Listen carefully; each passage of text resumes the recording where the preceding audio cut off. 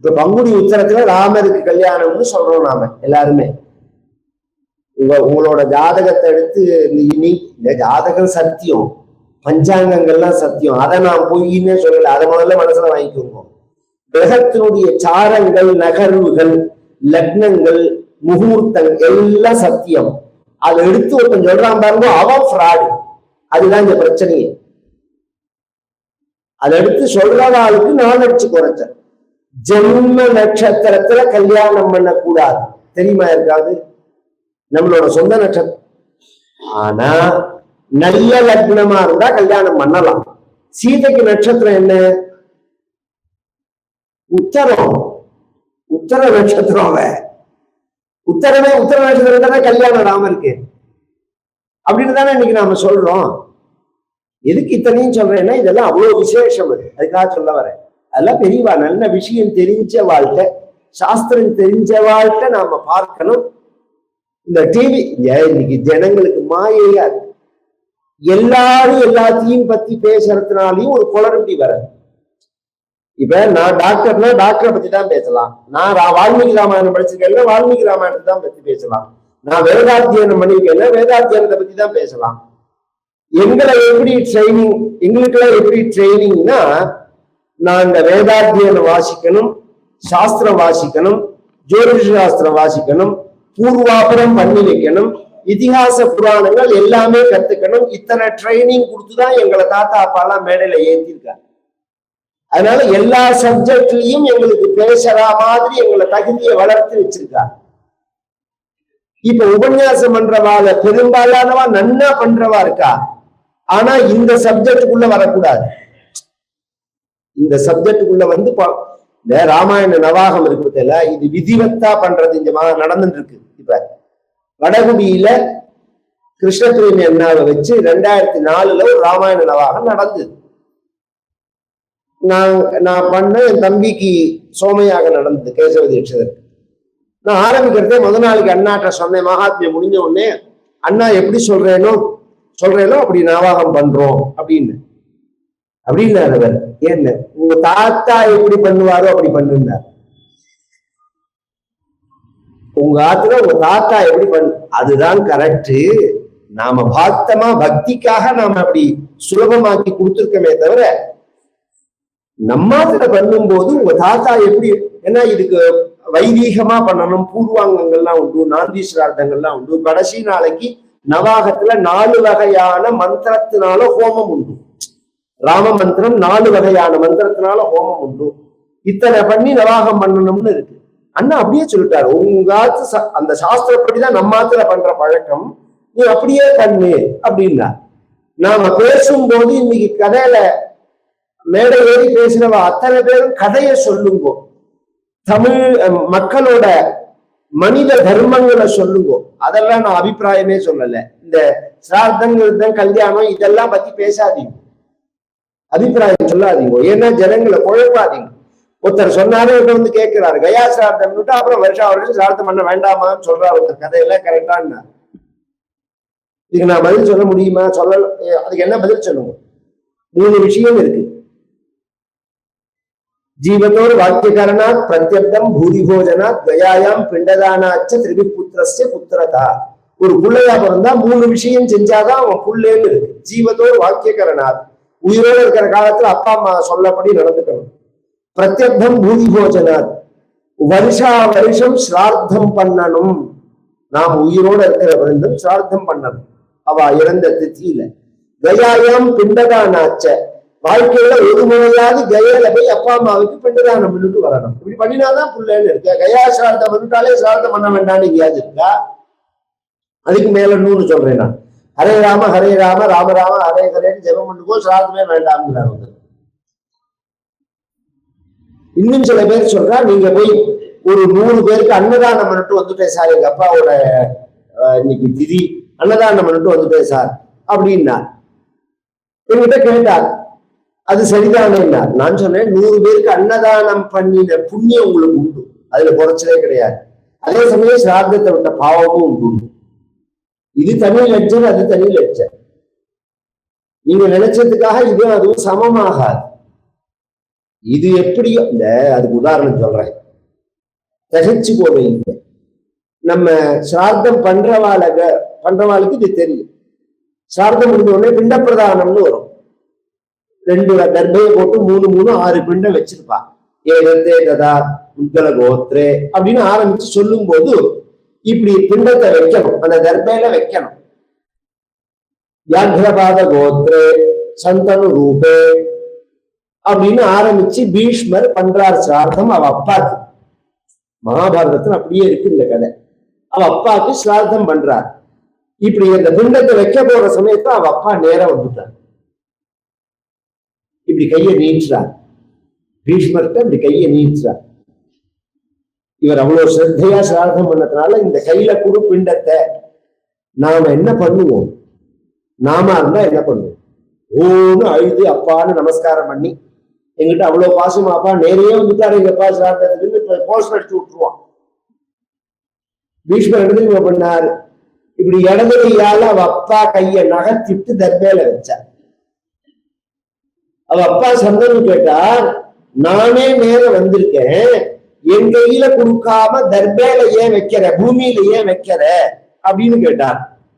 அதுக்கு பீஷ்மர் சொன்னார், பித்திருக்களுக்கு தர்பையில பூமியில வச்சுதான் பண்ணணும்னு தான் சாஸ்திரம் சொல்றதே தவிர அப்பா வருவார் கையில கொடுன்னு எந்த இடத்துலையும் சொல்லலையே. தஸ்மாத் சாஸ்திரம் பிரமாணந்தே காரியம் வியவஸ்திதம். கர்மாங்கிறது ஜடம், இது என்ன பண்ணணும்னு அது சொல்லி சிவப்பு வயரையும் பச்சை வயரையும் தான் கனெக்ஷன் கொடுக்கணும்னா சிவப்பு வயரையும் பச்சை வயரையும் தான் கொடுக்கணும். நான் கருப்பு வயரை கொடுப்பேன் நீல வயரை கொடுப்பேன்னா ஒரே ஃபார்ம் தான், ஃபயர் தான். இது ஒரு கர்மா. இது சாஸ்திரம் என்ன சொல்றதோ அதை பண்ணணும். நம்ம சௌரியத்துக்கு அதை மாத்திக்க கூடாது. அந்த சாஸ்திரப்படி கல்யாணங்கள் 4 குழந்தைகளுக்கும் கல்யாணம் யதோக்தமா நடந்தது. கல்யாணம் முடிஞ்சு மறுநாள் கார்த்தால விஸ்வாமித்திரர் என்ன பண்றார், அப்ருஷ்ட்வா தௌச்ச ராஜானு ஜகாமோத்தர பர்வதம். பொதுவா கல்யாணத்துக்கு வந்தா சொல்லிக்கா இதெல்லாமும் சொல்லி கொடுக்குறேன், என்ன நாளைக்கு தெரியுமா தெரியாது. கல்யாணத்துக்கு போனா சொல்லிட்டுதான் வரணும். நான் போயிட்டு வரேன்னு அவள்கிட்ட சொல்லிட்டுதான் வரணும். கண்டோலன்ஸுக்கு போனா சொல்லிக்க கூடாது. நான் போயிட்டு வரேன்னா திருப்பி அடுத்த சாவுக்கு தயார் பண்ணிய, திரும்பி வரேன்னா கல்யாணம் அதனால வரேன்னு சொல்லலாம். நான் திருப்பி வரேன்னு சொல்ல முடியுமா அவள்கிட்ட போய்? பேசாமதான் வரணும். கண்டோலன்ஸுக்கு போனா நான் போயிட்டு வரேன்னு சொல்லவே கூடாது. கல்யாணத்துக்கு இப்ப நேர் விருத்தம், கல்யாணத்துக்கு அப்படியே தலையை காமிச்சுட்டு சொல்லிக்காமையே வர்றான். கண்டோலன்ஸுக்கு சுத்தி வந்து நான் வரட்டமாங்கிறான்.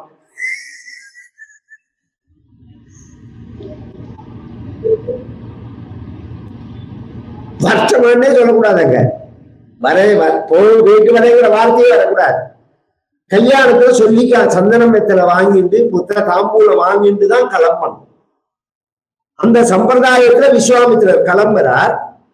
தசரதன்ட்ட போய் ஒரு சொல்லிட்டாருன்னா அவன் ஒரு சம்பாவனை பண்ணுவான். ஜனகண்ட வந்து சொன்னா அவன் ஒரு சம்பாவனை பண்ணுவான், தனியா விசேஷ சம்பாவனை. இந்த 2 பேரையும் அவர் அப்படி சொல்லல. இந்த கல்யாணம் இன்னைக்கு அதெல்லாம் கிடையவே கிடையாது. அந்த காலத்துல எல்லாம் நான் சொல்றது முதல் ஜெனரேஷன் நம்ம ஆத்துல கல்யாணம் பண்ண காலத்துல சொல்றேன். நான் கல்யாணம் ஆன வீடு மாதிரியும்பா 4 நாள் அமக்கலப்படும். ஹால் முழுக்க வெத்தலையும் பார்க்கவும் சந்தனமும் இதுவுமா, போறவா வரவா தாம்பூல பை எல்லாம் இருக்கும். வந்துட்டு போயிட்டே இருப்பா, உள்ள சமையல் நடந்துட்டே இருக்கும், சாப்பிட்டு போம்பா. இப்படி எல்லாரும் கூடத்துல உட்காந்து பேசிட்டே இருப்போம். ஹால்ல உட்காந்து வாசல்ல பந்தல் போட்டா பந்தல்ல உட்காந்து பேசிட்டே இருப்போம். சொல்லிக்கிறத எல்லாரும் சேர்ந்து இருப்பா. அது மாதிரி இவர்கள் பேசிட்டு இருக்கிறத விஸ்வாமித்திரர் என்ன பண்ணினார், ஜனகா போயிட்டு வரேன், தசரதா போயிட்டு வரேன் அப்படின்னு சொல்லல. தசரதா ஜனகா போயிட்டு வரேன். ஆப்ருஷ்டுவா தௌச்ச ராஜான்னு. அது என்ன அவ்வளவு அவசரம் அவருக்கு? வரத்தேவும் அபியாகச்சன் மகாதேஜாகன்னு படபடன்னு தான் வந்தார். போறத்தேவும் அவ்வளவு வேகமா கிளம்பி போயிட்டார். எத்தனை வாக்கு கூட வாங்கிட்டாரான்னு தெரியாது. போயிட்டு வரேன்னு சொல்லிட்டு கிளம்பி போயிட்டார். அதுக்கப்புறம் இந்த ராமாயணத்துல விஸ்வாமித்திரர் ஒரு இடத்துல வந்தார்னு கிடையாது. ராமாயணம் முழுக்க எடுத்து பார்த்தோம்னா விஸ்வாமித்திரர் வந்தார், ஒரு இடத்துல விஸ்வாமித்திர பார்த்தார், போனார், வந்தார்னே கிடையாது. ஏன் அப்படின்னா இந்த ராம கல்யாணம் பண்ணி வைக்கிறதுக்காக தான் அவர் வந்தார். ராமருக்கு கல்யாணம் பண்ணி வைக்கணும். இதே வம்சத்துல வந்த ஹரிச்சந்திரன் அப்படிங்கிற ராஜாவை பாடாப்படுத்தி அவனையும் அவன் கொண்டாட்டியும் பிரிச்ச பாவம், அந்த பாவம் போகணுங்கிறதுக்காக தான் வந்தாரு. ஏன்னா தம்பதிகளை பிரிச்சா பெரிய பாவம், தம்பதிகளை சேர்த்து வச்சா பெரிய புண்ணியம்.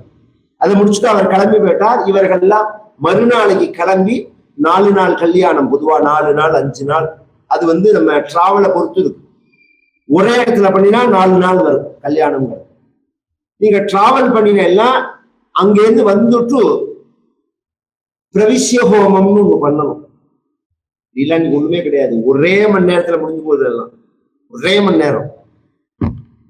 அதுக்கு அவர் அவசரப்படுத்துறான். மணி டாக்டர் இவன் அவசரப்படுத்துறானோ இந்த போட்டோ வராருக்கா பார்ப்போம், நம்மளே சகுனத்தை பக்கத்துல வச்சுருக்கோம், நல்ல ஸ்ரீமங்கல்யா கட்டலாமாங்கிற சமயத்துல இருங்கோ இருக்கோம்பா. அதனால நான் போன உடனே சொல்லுவேன், இந்த இருங்கோ நிறுத்துங்கோங்கிற வார்த்தையை சொல்லக்கூடாது. நீங்க என்ன பூஜை பண்றதுக்கு வந்திருக்கியா, என்னை மாதிரி ஹோமம் பண்றதுக்கு வந்திருக்கியா, நீ போட்டோ எடுக்க தானே வந்திருக்க. நீ எங்க நின்னா உனக்கு போட்டோ வருமோ அது முன்னாடியே நின்றுக்கணும். நில்லுன்னு சொல்லக்கூடாது. ஒரு கால் அதை செஞ்சு முடிச்சதுக்கு அப்புறம் மாலையை போடுறது இருங்க இருக்கோம். நீ மாலையை போட்டு முடிச்சதுக்கு அப்புறம் ஒரே ஒரு இது மட்டும் கொடுங்க, போஸ் மட்டும் கொடுங்க அப்படின்னு சொல்லுவான். இது மாதிரி அவா நிர்பந்தப்படுத்துவா வாத்தியார மணியா எடுத்துன்னு. அவருக்கு என்ன, உனக்கே சிரத்தை இல்லைன்னா அவர் என்ன பண்ண போறாரு? மந்திர படனமாவது வேண்டாமா? நான் என்ன சொல்றேன், 5 நாள் 6 நாள் கல்யாணங்கள்லாம் பண்றதெல்லாம் போச்சுன்னாலும் அந்த கல்யாணத்துக்குன்னு ஒரு மந்திரம் இருக்கு, அதை முழுக்க சொல்ல சொல்லி அதை திரும்ப சொல்ல வேண்டாமா? சொல்லலைன்னா எப்படி சௌக்கியமா இருக்கு? சௌக்கியமா இருக்கிறதுங்கிறது சாமர்த்தியத்தினாலதான் வந்துடாது, வசதியினாலதான் வராது. நீங்க வாழ்க்கையில சம்பாதிக்கலாம், வீடு கட்டலாம், வசதிகளை சேர்த்துக்கலாம். மெட்டீரியல் லைஃப் வேற, சௌக்கியம் வேற. சௌக்கியம்ங்கிறது மனசு சார்ந்த விஷயம். மனசு சார்ந்த விஷயமா இருக்கிறதுனால அந்த தர்மங்களையும் அந்த புண்ணியங்களையும் அந்த சாஸ்திரங்களையும் நம்ம அனுஷ்டானம் பண்ணினாதான் மனசுக்கு பூரிப்பை கொடுக்கும். அது இவர்கள் மறுநாளைக்கு கிளம்பி அயோத்தி வரார்கள். வர வழியில பரசுராமர் வந்துட்டார். பரசுராமர் வரார். ஒரே காத்து சுழற்றி அடிக்கிறது, மிருகங்கள்லாம் அப்படியே பயந்து ஓடுறது. பொதுவா இயற்கையோட சேர்ந்த வாழ்க்கை எல்லாமே நாம தெரிஞ்சுக்க முடியும். நாம அதை தொலைச்சிட்டோம். இன்னைக்கு கிராமத்துல இருந்தோம்னா இந்த வருஷம் மழை பெய்யுமா பெய்யாதா? ஒரு சின்ன உதாரணம் சொல்லிட்டு போறேன். இந்த வருஷம் மழை எப்படி பெய்யும்? நிறைய பெய்யுமா குறைச்சலா பெய்யுமா?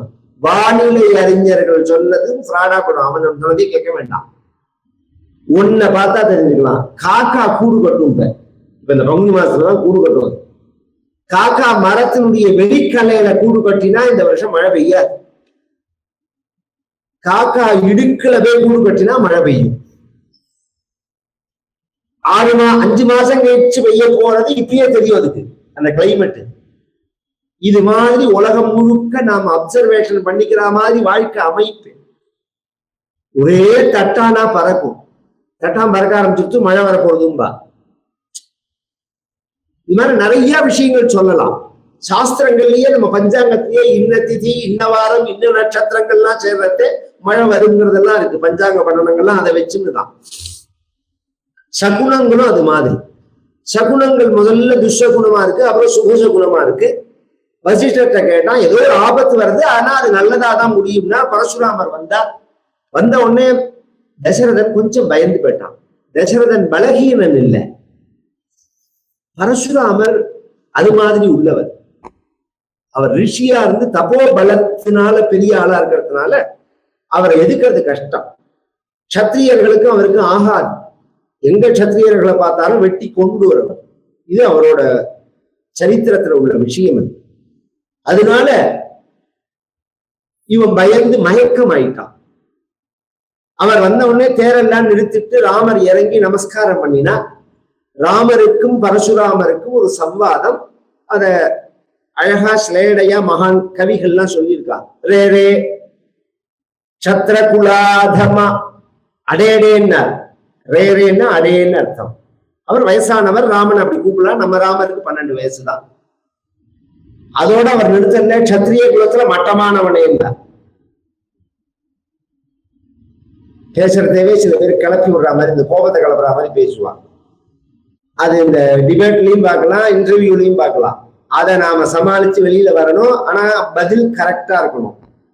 பகவான் சிரிச்சுட்டே, நான் மட்டமான சத்திரியனா இருந்தாலும் நீங்க உயர்ந்த பிராமணர்னு கையில ஆயுதத்தை வச்சிருக்கிறதுன்னு தெரியறது இல்லை. பிராமணிய மஸ்திரே நத்தே, பிராமணன் ஆயுதத்தை தொடக்கூடாது. ஆயுதத்தை தொட்டு போர் பண்ணா பிராமணியம் போயிடும்னு இருக்கு. பயிற்சி எல்லாம் கொடுக்கலாம், சண்டைக்கு போகக்கூடாது. அவர் சொன்னார், நான் கையில பரசு வில்லு வச்சுட்டு இருக்கேன் அப்படின்னா இது என்ன சொப்பு வில்லா, விளையாட்டு வில்லா? நிக்ஷத்ரி தரணி கிருதா நனுமையா, என்னால இந்த பூமியில சத்திரியர்களே இல்லாத செய்யப்பட்டது. சாதாரண ஆள் என்ன நினைக்காத, நான் எப்பேற்பட்டவன் தெரியுமா? ஒரு க்ஷத்ரியன் கூட இந்த பூமியில இல்லாத பண்ணினவன் தான். கோகம் பவான் சத்தியவாக்குன்னா, நீங்க சத்திய பேசுறவன் இப்பதான் தெரியறது. நான் யாருன்னு கேட்டார் ராம். நீ சத்திரியனே இல்லாம பண்ணினேன்னா நான் யாருன்னு கேட்டார். நான் சத்திரியன் தானே. இந்த கோபக்காரன் இருக்கான் பாருங்க, நேருக்கு நேர் பதில் சொல்ல தெரியாது. சப்ஜெக்ட்ல நின்று பேச மாட்டான், மாத்தி மாத்தி பேசுவான். நாம பதில் ஒண்ணு சொன்னோம்னா அதுக்கு பதில் சொல்ல தெரியலன்னா அடுத்த சப்ஜெக்டுக்கு தாவுவான். அதுல இருந்தே அவன் குழப்பறவன்னு தெரிஞ்சுக்கலாம்.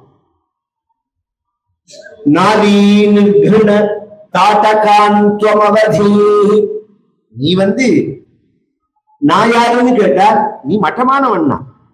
எண்ணத்துல தயையே இல்லாதவன், இரக்கமே இல்லாதவன். ஒரு பெண்ணான தாடகைய கொள்ளுவாளாடா யாராவது? ஒரு வீரத்தை போய் பெண்ணிட்ட காமிப்பாளா அப்படின்னு கேட்டார். எதுவுமே சொன்னேன். தாடகாவை இறக்கும் போது ராமர் யோசனை பண்ணினால் விஸ்வாமித்திரர் தான் கொல்லுன்னு சொன்னார். இது அந்த சப்ஜெக்டை கூப்பிட்டு கேட்கிறார் இவர். அதுக்கு ராமர் சொன்னார், மாதா நமே தாடகா, எனக்கு தாடகா அம்மா இல்லையே. ஏன்னா அம்மாவை கொண்டவர் பரசுராமர், ரேணுகா தேவியை கொண்டவர் அவர். ஒரு பெண்ணை கொல்லக்கூடாது அப்படிங்கிற தர்மத்தை எடுத்து பேசுறேன். நீங்க உங்க அம்மாவை கொண்டவாதுன்னு இப்படி சொன்ன உடனே இத்தம் பார்கவ ரோஷ போஷணவபு பாயாதரோ ராகவா, நீ கையில வச்சு நீ சிவதனுஷ முறிச்சேன்னு சொன்னா அது ஏற்கனவே விரிசல் வந்த சொத்த தனுஷு. நீ உண்மையான வீரனா இருந்தா என் கையில வச்சுருக்க வைஷ்ணவமான தனுசு, சாருங்கம்னு பேரு. அது பரசுராமர் கையில இருக்கிறதே அதுக்கு சாருங்கம்னு பேரு. அந்த சாருங்கத்தோட இருக்கிறதுனாலதான் கும்பகோணத்துல சாருங்கபாணி, சாருங்கபாணின்னு ஒரு கோவில் உண்டு. சாரங்கபாணி வேற, கும்பகோணத்துல ஒரே மாதிரி குழப்பம். சாருங்கபாணிங்கிறது தான் பெருமானோட பெயர். ஆறாவமுதன்னு பேரு பகவானுக்கு, அபரியாப்தாமிருதன் அப்படின்னு. முடிவில்லாத அமுதன் பகவான் அப்படின்னு. அப்பேற்பட்ட அந்த சாருங்கத்தை கையில வச்சிருக்காரா, இந்த வில்ல எடுத்து நீ கட்டி காமின்னா கட்டிட்டா. சத்திரியன் ஆயுதத்தை எடுத்துட்டா பிரயோகப்படுத்தாம உள்ள வைக்க கூடாது, அது ஒரு தர்மம். அப்ப நீங்க அதுக்கு தயாரா இருக்கேன்னா, தயாரா இருக்கேன்னா எடுத்து கட்டிட்டான் பகவான். அந்த வில்லையும் பானத்தையும் வச்சு பரசுராமருக்கு நேரம் வச்சான். இப்ப என்ன பதில் சொல்றேன்னு கேட்டா, என் வாழ்க்கையில இது பரியந்தம் நான் என்னென்ன ஆயுதங்கள் அஸ்திர சஸ்திரங்கள்லாம் சம்பாதிச்சிருக்கேனோ, மந்திரங்கள்லாம் அத்தனையும் உங்ககிட்ட சமர்ப்பணம் பண்றேன். கொடுத்துட்டா. இதெல்லாம் ரொம்ப அழகான இடங்கள். பகவானோட அவதாரம் பிராமண அவதாரம். பிராமணனா பிறந்து சத்திரியனா மாறினவர் பரசுராமர், சத்திரியனா பிறந்து பிராமணனா மாறினவர் விஸ்வாமித்திரர். இவா ரெண்டு பேருக்குள்ள ஒரு கனெக்டிங் உண்டு. இவா மாமா தான் விஸ்வாமித்திரர், பரசுராமரோட ஒரு வகையில மாமா. இந்த சத்திரிய சுபாவத்தினாலதானே ஜாதின்னு சொல்றேன். அதை முழுக்க ராமர்கிட்ட கொடுத்ததுக்கு அப்புறம் பரசுராமர் எந்த சத்திரியனையும் கொள்ளல. கிளம்பி நேர தபஸுக்கு போயிட்டார், மேற்கு சமுத்திரத்துக்கு போயிட்டார். அப்புறம் பின்னாடி மகாபாரத சரித்திரத்தின் போது ஒரு சமயத்துல வராரு. அங்க போய் கோகர்ணத்துல பரமேஸ்வரனை தபஸ் பண்ணி யாகம் பண்ணி பகவான் பிரத்யட்சம். கோகர்ணம்னு ஒரு கஷேத்திரம், சாநித்தியம் எத்தியத்பூச்சடேகன்னு வாழ்க்கையில இதெல்லாம் ஒரு தடவையாவது பார்க்கணும். நான் சைனா போனேன், ஹாங்காங் பார்த்தேன், ஜப்பான் போனேன், புண்ணியம் போனோம் சொர்க்கத்துல அதைதான் எழுத போறான் அவன். நம்ம பாரத தேசத்துல பிறந்திருக்கோம், என்ன க்ஷேத்திரம் பிராச்சீனமான க்ஷேத்திரம்னு இருக்கோ அந்த க்ஷேத்திரம் எதையுமே மிஸ் பண்ணக்கூடாது. கோகர்ணாக்கியம் சிவக்ஷேத்திரம், அதுல 100 சுவாரஸ்யம் இருக்குமா? எத்தனை பேருக்கு அது தெரியும்னு தெரியாது. ஆஞ்சநேயரோட பர்த் பிளேஸ் கோகர்ணம் தான். அது சுந்தரகாண்டத்திலேயே இருக்கு. இன்னைக்கு திருப்பதியில பிறந்தாருன்னு அவ டிக்ளேர் பண்ணிட்டு இருக்கா. இத ஏன் அப்ஜெக்ஷன் சொல்லல அப்படின்னு சொன்னா அதுல ஒரு ப்ராப்ளம் இருக்குது. திருப்பதியில வர பணத்துல எல்லா பாரத தேசம் முழுக்க உள்ள எல்லா ஆலயங்களுக்கு எல்லாம் தர்ம காரியங்களுக்கு அவ கொடுக்கறா. அவளை எதிர்த்தம்னா அந்த ஃபண்ட் எல்லாம் நின்று போயிடுங்கிறதுனாலதான் அவ அதை நான் அங்க கேட்டேன். கோகர்ணத்திலேயே ஒரு பெரிய சுவாமிஜிட்ட கேட்டேன், இதை ஏன் டிக்ளேர் பண்ணல? டிக்ளேர் பண்ணா திருப்பதிக்கு ஒரு இஷ்யூவா போயிடும் அது. ஆனா உண்மை சுந்தரகாண்டத்துல 35வது சர்க்கத்துல வர்றது எங்கேயே காமிச்சார். அதை நானே பார்த்திருக்கேன். அவர் சொன்னப்பறதான் நான் கவனிச்சேன். கோகர்ணம் தான் ஆஞ்சநேய சுவாமி பிறந்த இடம்ங்கிறது. ஆஞ்சநேயரோட ஜென்ம பூமி கோகர்ணம் தான்.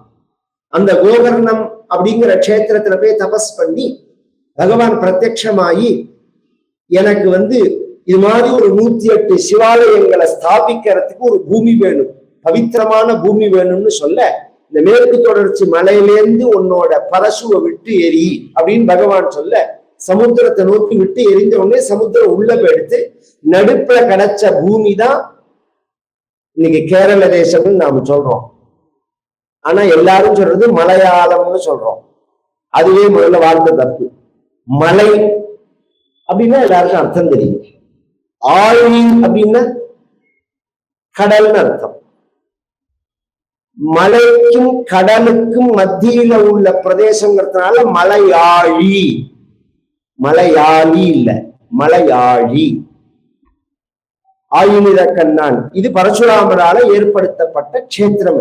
பரசுராம க்ஷேத்திரம். அதுக்கு முன்னாடி அந்த க்ஷேத்திரம் கிடையாது. மேற்கு தொடர்ச்சி மலையோட முடிஞ்சு போயிடும், சமுத்திரம் அதோட நிற்கும். அந்த சரித்திரம் சொன்னார். பகவான் வந்தா, அயோத்திக்கு வந்தா, கல்யாணத்துக்கு வந்த யுதாஜித்துங்கிற மாமா பரதனையும் சத்ருகுனையும் அழிச்சுன்னு போயிட, ராமபிரான் தன் மனைவியான சீதையோட ரொம்ப சௌக்கியமா இருந்தா. இத சீதையே சொல்றா. புஞ்சானா மானுஷான் போகான் சர்வகாம சமர்த்தினி தத்ர திரையோதசே வருஷே. ஆஞ்சநேய சுவாமிகிட்ட தன்னை அறிமுகப்படுத்திக்கும் போது, கல்யாணமாகி 12 வருஷம் நாங்க ரொம்ப சௌக்கியமா இருந்தோம். நாமெல்லாம் அதை தெரிஞ்சுக்கணும். இந்த குழந்தைகளுக்குமே 30-35 வயசுல கல்யாணம் பண்றமே எவ்வளவு ஸ்ட்ரெஸ், எவ்வளவு கஷ்டம். இதோட குழந்தை பிறக்கலைங்கிற சிரமம் வேற. அழகா காலத்துல 18-20 வயசுல பண்ணி 24 வயசுல பண்ணினா ஒரு 5-6 வருஷம் நீ பாட்டுக்கு என்ஜாய் பண்றா வாழ்க்கைய, கவலைப்படாதரா அப்படின்னு சொல்லணும் குழந்தைகிட்ட. அப்புறம் தான் கவலைப்படுறது இருக்கவே இருக்கு. இப்ப ஆரம்பமே கடன், வீடு கடன், கார் கடன். வீடு இருக்கான்னு கேட்கிறா. ஏன்னா எல்லாரும் பிறக்கிறதே வீடோட தான் பிறந்தால. இது என்ன ஒரு கான்செப்ட், என்ன ஒரு பைத்தியக்காரத்தனமான ஒரு சமூகத்தை எங்க கொண்டு போறோம்? நாம என்ன பண்றோம்? தெளிவெல்லாம் இதை யோசனை பண்ண வேண்டாமா? இது சரியில்லை. அதுதான் சொல்ல வர. குழந்தைகளை வளர்க்கறதே ஆரம்பத்திலேருந்தே நீங்க அந்த டயத்துல சொன்னா கேட்க மாட்டா. ஆரம்பத்திலேருந்தே இன்னென்ன விஷயம்ங்கிறத சொல்லிவிடணும். இப்படிதான் கல்யாணம் பண்ணிக்கணும், இந்த மாதிரிதான் இருக்கணும், வைதிக சாஸ்திரப்படிதான் இருக்கணும், பெரியவாள்லாம் சேர்ந்துதான் கல்யாணம் பண்ணுவா, உனக்கு பிடிச்சவன பண்ணிக்கலாம், பிடிக்காதவன நிர்பந்தப்படுத்தக்கூடாது. அதே சமயம் ஒன்னு இஷ்டம், அது என்ன இஷ்டம்னு சொல்றாதெல்லாம் அவங்க இஷ்டம் மட்டும் கிடையாது, சாஸ்திரத்தோட இஷ்டம் அது அப்படிங்கிறது. அதெல்லாமும் பார்க்கதான் பார்ப்போம். அதுல முக்கியமானதுங்கிறது அந்த குழந்தைகளை சந்தோஷமா இருக்க விடணும். முதல்ல நான் இப்ப கேரியரை பார்க்கணுங்கிறான். பழைய காலத்துல அம்பாசிடர்னு ஒரு கார், அதுக்கு கேரியர்னு உண்டு. கேரியர், டிக்கி எல்லாம் உண்டு. அதுக்கு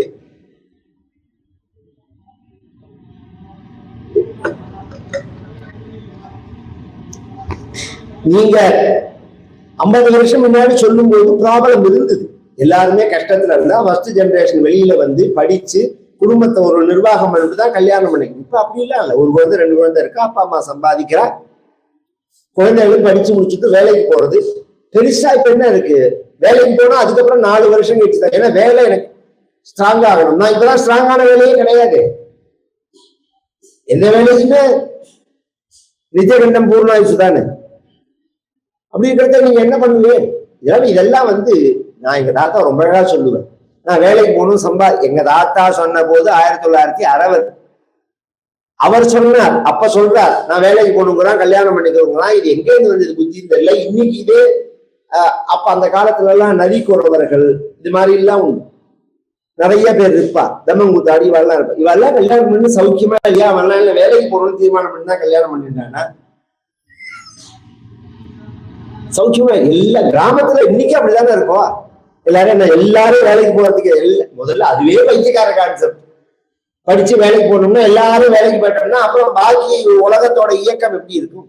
எல்லாருமே என்ன தேவையோ, யாருக்கு என்ன வருமோ. பாருங்க, இன்னாரும் இன்னதை செய்யணும்னா நான் சொல்லல. எனக்கு நான் இன்னும் சொல்ல போனா இப்ப நான் இங்க இருந்து ஸ்ரீரங்கம் போயிட்டு நான் விவசாயம் பண்றேன். எங்க அதுக்கு சமையலுக்கு தேவையா உள்ள கரிகாலாம் நான் தான் போடுறேன். இன்னும் தீட்சிதர் என்னார், ஆமா அங்க இடம் இருக்கு, எனக்கு சௌகரியம் இருக்கு, நான் ஒரு ஃபெர்டிலைசர் இல்லாம இது இல்லாம நான் போட்டு சாப்பிடுற மாதிரி இருக்கு. இதை இன்னார்தான் செய்யணும்னு எங்கேயாவது இருக்கான்னு அப்படி எல்லாம் கிடையாது.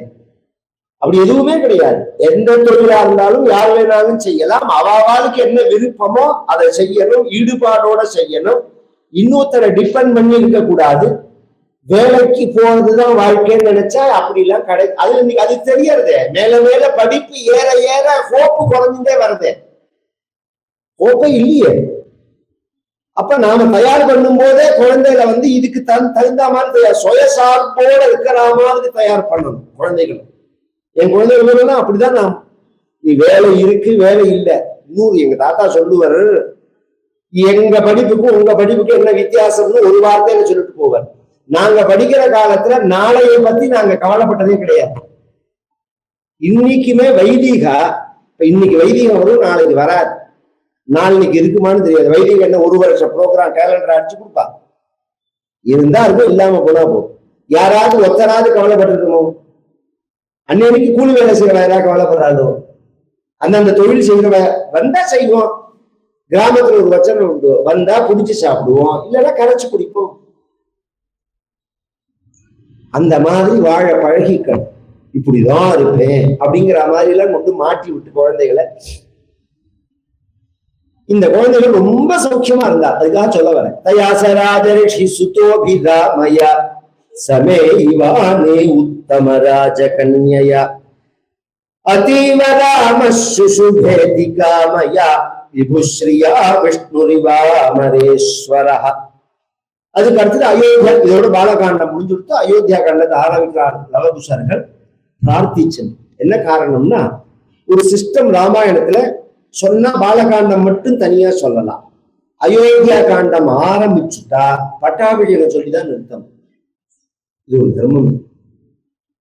நான் நான் சொல்லல, நான் இப்ப கும்பகோணம் ராமசுவாமி கோவில்ல சொல்றேன். வருஷா வருஷம் ஒரு காண்டம் அந்தந்த வருஷம் பட்டாபிஷேகம் சொல்லி முடிச்சிருவேன். ஏன்னா நாளையே இருக்கிறார் யாரையே கண்டார், ராமர் காட்டுக்கு போனார்னு சொல்லி விட்டுட்டு நிறுத்தக்கூடாது. அந்த கதை முடியறதே பட்டாபிஷேகம் சொல்லிட்டு தான் நிறுத்தணும். ராமர் திரும்பி வந்துட்டார் அப்படின்னு சொல்லிட்டு தான் நிறுத்தணும். இது ராமாயணத்துக்குள்ளதான ஒரு தர்மம். அது அயோத்தியா காண்டம் ஆரம்பிக்கிறார். கல்யாணத்துக்கு வந்த யுதாஜித்துங்கிற தாய் மாமா பரதனையும் சத்ருகனையும் அழிச்சுன்னு போனான்னு திரும்ப ஒரு தடவை சொல்றார். ஏற்கனவே பாலகாண்டத்துல ஒரு தடவை சொல்லியாச்சு. அயோத்தியா காண்டத்துல ஏன் ஆரம்பிக்கிறதவே கச்சதா மாதுல குலம் பரதேன ததா நகா சத்ருக்னோ நித்ய சத்ருக்னா நீத பிரீத்தி புரஸ்கிருதா. ரெண்டாவது தடவை ஏன் சொல்றாருன்னா, நமக்கு மனசுல பதிய வைக்கிறார். மேல இந்த அயோத்தியா காண்டத்துல நடக்க போற கதைக்கும் பரதனுக்கும் சம்பந்தம் கிடையாது. பரதனை சம்பந்தப்படுத்தி பேசாதீங்கோ. பரதன் சொல்லிதான் கைகை கேட்டிருப்பாள்னோ, பரதன் சொல்லிதான் கைகை கேட்டாள்னோ சொல்லாதீங்க. இந்த பரதனுக்கு அந்த சம்பந்தமே கிடையாது. அவன் அம்மா பண்ண கூத்தது. பகவான் அவன் கிளம்பி போயிட்டான். 12 வருஷம் பகவான் இருந்து அவரோட குணங்கள்லாம் வர்ணிக்கிறார். பிரசாந்தாத்மா, ரொம்ப அமைதியா இருப்பான் பகவான். பிரசாந்தின்னா கண்ண முடிவு மூக்க பிடிச்சு உட்கார்ந்துக்கிறது இல்ல, புலன்கள் பறக்காம இருக்கிறது. நமக்கெல்லாம் ஒரு நிமிஷம் உட்காந்து வச்சாலே ஒரு நிமிஷத்துக்குள்ள செல்ல எப்படிங்கிறோம் நோன்றோம்.